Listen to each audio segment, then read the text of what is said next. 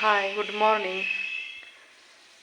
आज हा टेस्टी भडंग कसा करायचा झटपट म्हणजे चहाबरोबर संध्याकाळी खाण्यासाठी ते सांगते.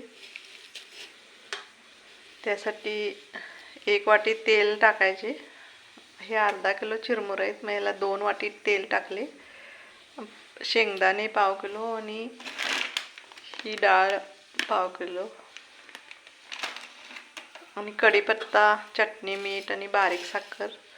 तेल कडवून लसूण कढीपत्ता टाकून त्यात हे शेंगदाणे भाजलेले आणि डाळ टाकून हे मिक्स करून घेतलं.